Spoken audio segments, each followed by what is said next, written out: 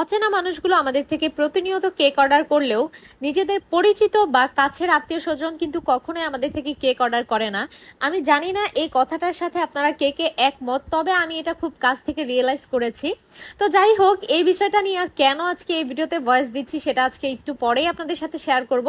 তার আগে একটু বলে দিই, আমরা শুধুমাত্র গাজীপুর জেলার ভিতরে কেকের অর্ডার নিয়ে থাকি।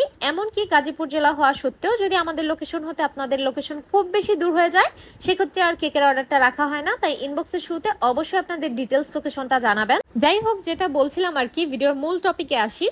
কেন বললাম জানেন যে পরিচিত মানুষরা কেক অর্ডার করে না? কারণ এই ঘটনাটা হচ্ছে একদম বাস্তব। তবে হ্যাঁ, আমি সবাইকে উদ্দেশ্য করে বলছি না। আছে 100 থেকে দেখা যায় যে 90 জন মানুষই হচ্ছে বাহিরেরটা পছন্দ করবে বা বাহির থেকে কিনবে, তারপরে আপনার থেকে হোমমেড ভালো ফ্রেশ জানাশোনা একটা কেক নিবে না।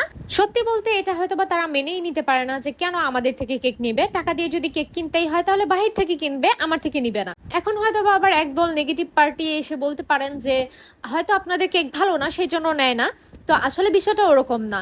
বিষয়টা হচ্ছে এমন যে কেউ কেউ মেনেই নিতে পারে না, সহ্যই করতে পারে না যে কেন আমরা এভাবে কেক সেল করছি, কেন আমাদের 2টা টাকা প্রফিট হচ্ছে এটা, আর হচ্ছে টাকা দিয়ে নিব তাহলে বাহির থেকেই নিব। এখন হয়তো অনেকেই বলবেন যে আগে ছোট ছোট কেক একটু খাওয়ান, মানুষকে মাগনা একটু দেন, ফ্রিতে খেলে ওদের কাছে ভালো লাগলে অবশ্যই অর্ডার করবে। আসলে এরকম না। হ্যাঁ, অবশ্যই ভালো বলবে, ঠিক আছে, তবে তখনই ভালো বলবে যখন তারা এটা ফ্রিতে পাবে। ফ্রিতে খাওয়া শেষ আর অর্ডার করার চিন্তা ভাবনাও মাথা থেকে শেষ। তো আমি এটা কখনোই করিনি আমার বেকিং লাইফে। আমি হ্যাঁ, আমার একদম নিকট আত্মীয় স্বজন বা আমার বাবার বাড়ি ফ্যামিলি বা আমার শ্বশুর বাড়ি ফ্যামিলি তাদেরকে হয়তো বা খাইয়েছি। তবে আছে না যে একটু দূর সম্পর্কে বা একটু যারা দূরের আছে তাদেরকে কখনো খাইয়ে খাইয়ে মজা লাগলে আমার থেকে নিবে এরকম ভাবে আমি কখনো বিজনেস করিনি আর করবও না সামনে। কারণ আমার কাছে মনে হয় যে আমি যেহেতু এটা বিজনেস করি, অবশ্যই আমার এটার মধ্যে কিছু খরচ আছে, আমার নিজস্ব পারিশ্রমিক আছে। তো আমি এটাকে এভাবেও একদম নিলামে তুলে দিতে পারবো না এই ভেবে যে তারা হয়তো আমার থেকে নিবে। আদৌ কি নিবে কি নিবে না সেটা আমি যেখানে জানিই না, সেখানে আমার কাছে এটা মনে হয় না যে ইনভেস্ট করার কোনো মানে আছে।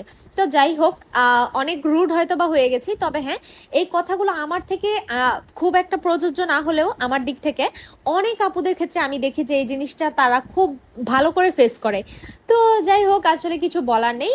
এটাই যে কাছের মানুষ হজ পায় না, দূরের মানুষ হজ পায়। তো যাই হোক, আসলে কিছু বলার নেই, যার যার ইচ্ছা। তবে হ্যাঁ, রিজিকের মালিক আল্লাহ, যদি তারা কেক নাও নেয় তারপরেও তো আমরা কোথাও দিয়ে আটকে আছি না।